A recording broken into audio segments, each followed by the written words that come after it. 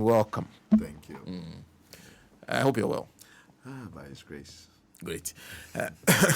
Let's start from where we were before you came in. You an accountant yourself. Yeah. You are licensed to audit and everything. Okay. And I realize that this matter has come up many times. SM and the matter of SM. I remember there was a Suba. There was this matter of one that was operating with the National Communications Authority and everything. First of all, when you say you are revenue assurance, what is it supposed to mean? Well, good morning to your listeners and viewers as well. My condolences to the families of the former regional chairman, Adom Otchere, and the late Sam P. Ali. Yeah. I couldn't be there anyway, but my condolences to the family. Well, I mean, first and foremost, maybe people would get themselves confused with the use of the word assurance. Yes. But we have transitioned from saying auditing to saying assurance. Okay. So if you hear assurance services, it's talking about auditing. Audit. Okay. Well, first and foremost, it is not the body corporate that is licensed. Okay. They don't license the institution. They don't license the firm. The or firm. whatever. Okay. Yes. Okay. The first license must be obtained by an individual. Okay. So you must be a chartered accountant. Okay. You can be a qualified accountant. You can be a certified accountant. But until you have gone through the various laid down procedures to be chartered, then you can perform assurance services. Okay. It is after this that you can cause a company that will have its objects, right, at the Registrar General to include audit. Okay. Now, without anybody being a licensed chartered accountant, you cannot go on to register a company with the objects of that company being assurance services. Okay. Right. Okay. So that's a prerequisite. Okay. Then, So so I can register a company yes, and recruit you. you can do that. So I cannot. So okay. So can I recruit you, then register the company and say that you are there? Yes, but your name cannot be on the registration document. Okay. Then it will be my company, basically. It will be my firm. Okay. It will not be yours. Okay. Because you are not allowed, somebody who does not have that requirement is not allowed to open an audit firm. I see. So, in fact, the Registrar General is supposed to ask for your status Okay. before going ahead with the registration of the firm. I see. Exactly. Because in both cases, SML, they now call the new one is Evertest. It looks like a company belongs to a certain is it Ivan Seduse? Yeah. He was basically a timber merchant. Exactly. So you're saying that even the fact that he owns this company is problematic from the very beginning. Yeah. He cannot, and that is why the object of the company, when they looked it up, it wasn't an audit firm. Okay. So you're saying that the terminology revenue assurance is basically saying I'll be auditing for you. Yes, it's audit services. I see. Very interesting. So that's the starting point. Exactly. So if you do not qualify, then you cannot even go on subsequently to do this. But in this case, I think he has a former commissioner for customs, or however I don't know, I forgot the title. Yes. Yeah, a former commissioner for customs, and I'm guessing he's qualified in that direction. I'm not so sure. Well, we cannot be sure, but it's most likely. Okay. He may be. Okay. But was he on the BO? Okay. Was it part of the beneficiaries Okay. of the company? Okay. That I am not aware of. Okay. So it depends. But Okay. even with that, it shouldn't go through the level of Registrar General. No. Yeah. The company shouldn't have been registered. Both should have been Okay. people who are qualified accountant. I see. Interesting. Because we thought that once you can put in a mechanism that ensures that the company does not lose money that they ordinarily will lose. Once you have that mechanism in place, you don't necessarily need to be an accountant to do revenue assurance. No. You need to be chartered. You need to be. I see. Then, what then do you make of what you're hearing about this whole saga? Well, I mean, if what we are hearing is exactly what it is, then it means that there have been a lot of infractions. Okay. Right? One, they override the procedures of the company to introduce someone who was not qualified, who was not part of the bidding, to have his way with the board and also subsequently get the contract done, which is wrong.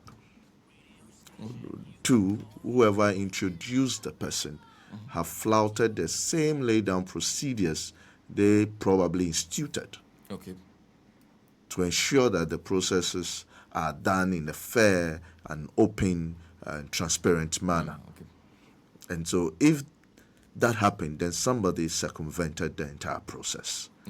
And somebody sat down, allowed the process to be circumvented, which is a sin. Okay. So in this case, who do you think circumvented the process, and who should have acted that did not act? Well, you were saying the man said, the board chairman said he did not remember bringing the person there. So let's give him the benefit of the doubt. Okay. But whoever did that, which means that, and like it was actually said in there, there must have been a bid document. It must have gone through a certain procedure to be vetted and all that before getting to the board level. So there should have been some sieving before getting to that point. If that sieving had happened, then the non-audit firm couldn't have made it to the board. Okay. And that is also a clear sign of the fact that the processes were circumvented. Okay. Who has the powers to do that? Is it any member of the board? Is it the executive directors of the board? And the non-executive directors of the board will be the board chairman and probably a few others. Okay. Who would have that muscle to do that? Right? If the managing director of the company is saying, I wasn't involved, I was not aware of it, then it falls directly on the laps of the board chairman. In this case, no, but first, typically, who is supposed to have started this process before it gets to the board level? Where is it supposed to start from? Well, it starts from the management level. Okay. It is the managers of the company who, that's one thing we have not. Normally, when you have two persons on the board. Okay.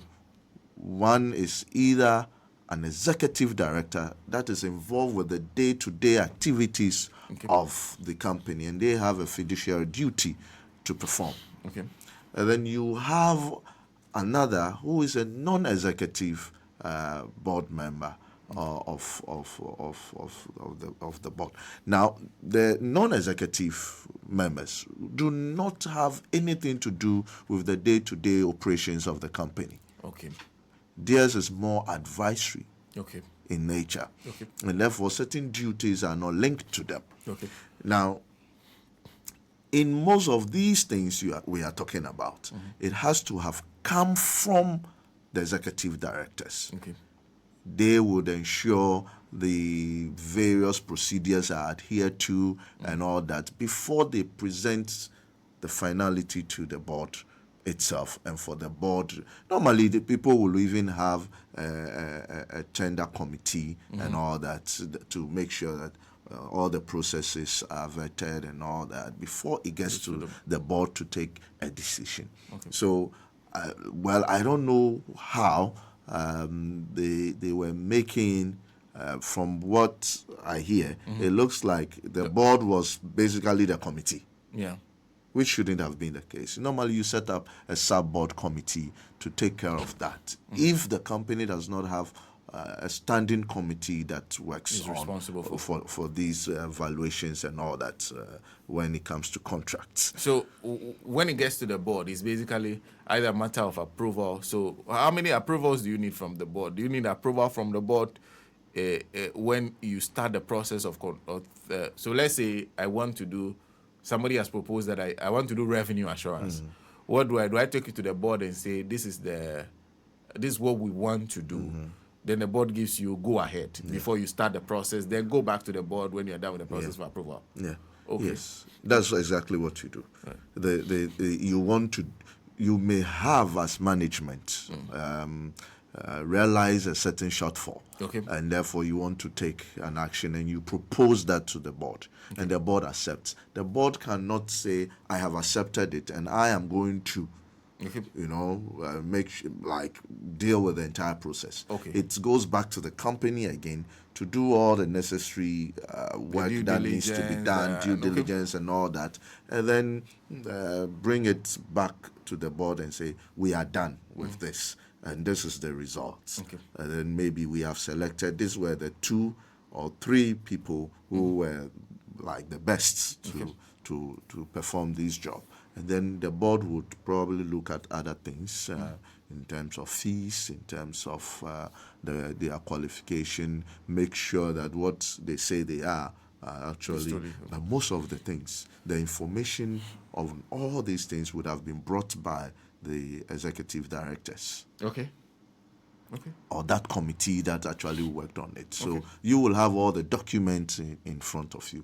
And that is why a lot of things are not pinned on non-executive members of the board, but rather the executive members of the board, because they would have done all these due diligences before bringing it to the board level. The board will not have the time to go through everything and ensure that all these things have been checked. It is those who have the responsibility of running the company day to day. They have that time. They have that. They have the tools and they have the resources at hand to do such work. Very interesting. So now let's come to the specific matter. For the OSP to go after the board chairman, what does that tell you? Then it means they have evidence of the fact that he was the one responsible for circumventing the entire process. Which was not supposed to be the case. It shouldn't be at all. Because this is Manasseh Azuri saying that the board chairman basically carried the company to the board, not to management, for management to go through the process. Exactly. Because I'm sure sometimes there are informal recommendations. But this one, he carries it, the company to the board, and the board approves it.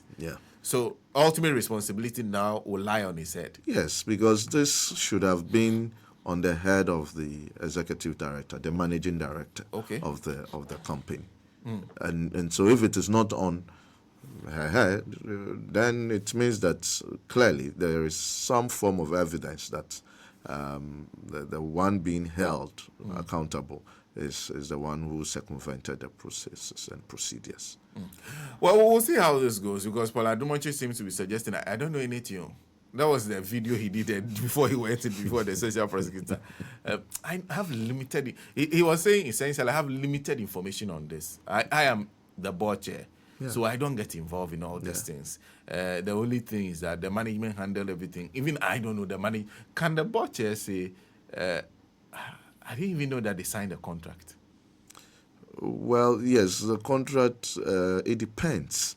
there are contracts that can be signed at the management level, at the executive level, and there may be contracts that will be signed at the board level. The board must be involved. Okay. Let's say if it is I don't know the regulations and of that particular company, but let's say you can say that anything below 500,000, 200,000, the executive directors can deal with it.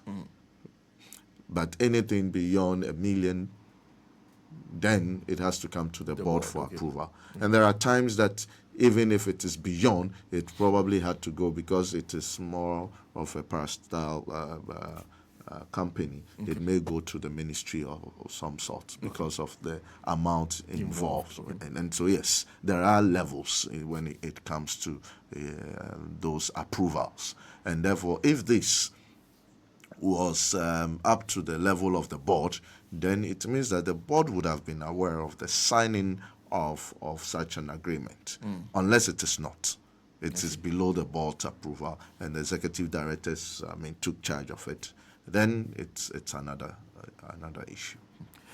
Let me conclude with you on this.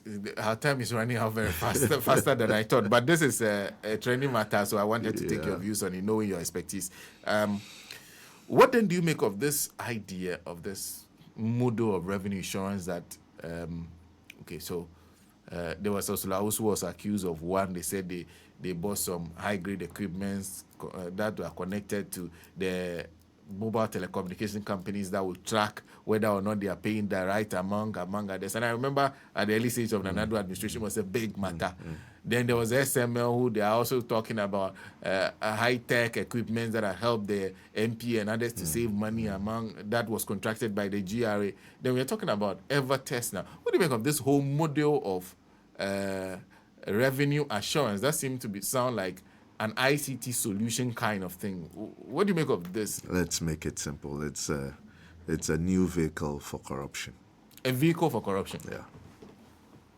That's what you say? It's a special purpose vehicle for corruption. Nothing more? Nothing more. But what they are trying to do is to ensure Ghana gets you have the internal audit service. Why not use them? Right? Most of these companies are supposed to have an internal audit system. Can you imagine the GRA, who is responsible, right, for auditing most of these companies in terms of revenue and all that, especially for this XML issue?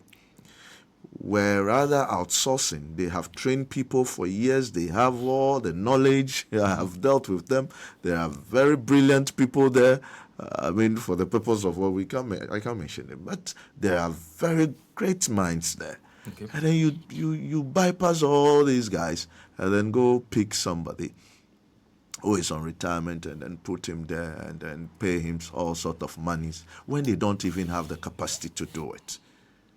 When that same capacity is abundantly there in the GRA itself, it can only be a special purpose vehicle for corruption. Yeah. I don't think that government should allow some of these revenue assurances to go on. It is needless. We already have the systems to do the right things and ensure that the right things are being done. Well, of course, it's a like we said, it's a development story. So we'll come back to that. Right. But we are here, and I realize that we have about 7 minutes more to go. So I'll raise specific issues with you on the media budget review for your response. First of all, I think the major point of contention yesterday was the decision by government to put all oil revenue, and they have added the royalties to it. The royalties the part that goes to government. Into the big push. And I'm sure you understand what the big push is. What do you make of this? There are people who feel that you shouldn't put all of that in one basket. Do you think that's the way to go? Well, first and foremost, we must find out what government is thinking. They are putting it in roads, basically. Yes. Right? Yes, rules mostly this year. One of the challenges we have in terms of inflation food inflation is transportation. Okay. And it's not because we do not have the vehicles. It's not because the prices of fuel have jumped high, relatively so high, but we pay more in terms of transport for food because of the bad roads we have. Okay. So if you looked at this government, you could see clearly that they have intensified the drip concept, which means that rural roads are going to be improved. And then if this big push is directed at making sure that we are connected, all the regions are connected very well, then it suggests that we want to bring food inflation down by the use of transport, road transport. Now, in other words, government could say that, okay, we are looking for an alternative to that. But probably the alternative would be at a higher cost, and its implementation would have been a bit further from today, right? And therefore, yes, if that is something that would intervene, would be able to stimulate pricing in that front, then it is a good project to do. The issue is how quickly are we getting these things done? Okay. And is the monies involved would be used for the purpose? We don't end up finding ways to, we've seen it in the past, and I'm not sure we expect to see where funds meant for something is being taken out to do something else. Okay. And we would get the quality we need and all that. I think that is good.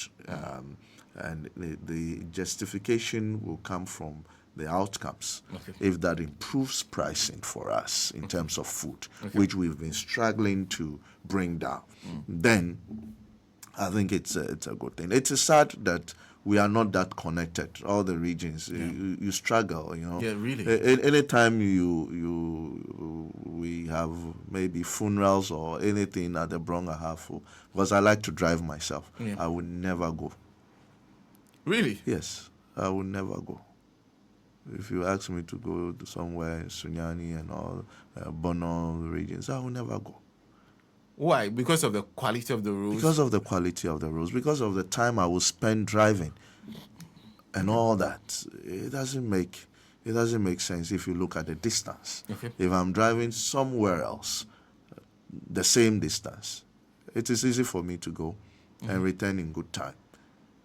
But it is not the same thing. And therefore, yes, we need to improve. So just imagine if you are bringing trucks, putting trucks on those roads, and you see trucks with food stuff broken down for days, yes, on the road. I mean, all this, we pay for it. You, the consumer sitting out there, you are the one paying for all the costs. Don't think that the man is stuck there, so it is his business. No, it is your business. You would pay for it. And so if government wants to intervene this way, yes, I think it is justified. Now, if you are saying that, okay, why are we putting all these monies in one basket? The issue is, where else should we put it?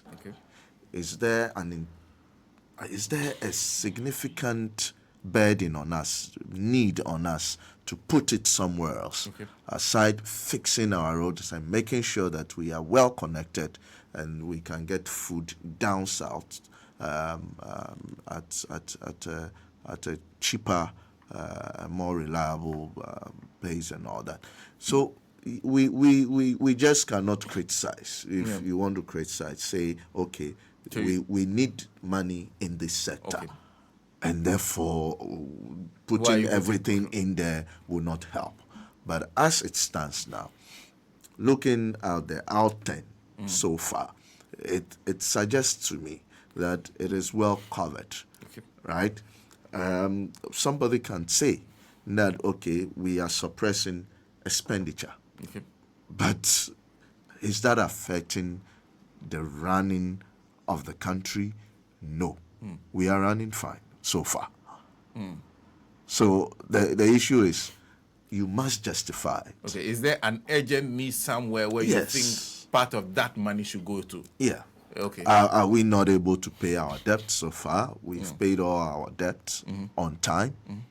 We have earmarked to pay other ones falling due soon. Okay. And we have indicated we have the monies for it. You know, are we not able to pay salaries? We are doing that. You know? So exactly where do we need it? But this is a need. This is something that probably had been identified as one of the major causes of food inflation. Okay. And we really need to work towards that. I think the last time I was here, I did mention that, yes, what we are not able to do is food inflation. We are not able to bring it down at a good level that we would all be able to say that, okay, production of food in Ghana, it's cheap to produce food in Ghana. It is becoming the arbitrage between bringing food, imported food, against that of producing here in Ghana. The weight is more on bringing it as an imported items. Okay. And therefore, yes, let's look. If it is cheaper for somebody to bring and to pay duties, pay freight in USD to bring food in, then we certainly have to look at where we are putting our investment into. This is what we'll do. And this time you have to come early. We'll try and see if we can clear from 9 to 10 on Monday. Right. So that we'll come back, because there are many issues. When you're talking about the debts, the issues started coming. I don't want to raise any new issues on this matter. I think this one has been dealt with. So I'll thank you very much for coming in. We'll try and clear 9 to 10 on Monday, so that we'll go into some of the issues, because interesting points you've made about is there need in some other areas, because we realize there's a lot of quiet. SHS, you're not hearing a lot of complaint. The free SHS, no complaints are coming in. This assembly's common fund, nobody's shouting. National health insurance, nobody's making noise in the health sector saying have not been paid. So what is that? We'll go into what that is telling you as a person, because you're saying so far things seem to be moving smoothly. So where is the problem? So we'll go into all that. We'll find time and go into all that on Monday. Right. Yeah. Thank you. Nii Yarboi Annan is a financial analyst. I am Sana Nombo, and of course, my co-host Nancy Ameleusi Kekedi Obimpe.